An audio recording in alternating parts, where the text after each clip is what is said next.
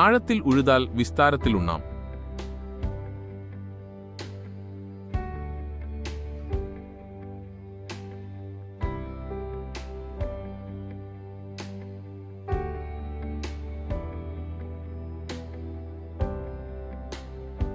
വിത്തുഗുണം 10 ഗുണം.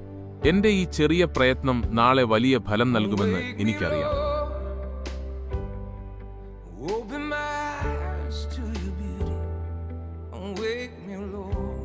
കാറ്റുള്ളപ്പോഴേ പാറ്റാവൂ. അവസരങ്ങൾ വരുമ്പോൾ അത് കൃത്യമായി ഉപയോഗിക്കണം.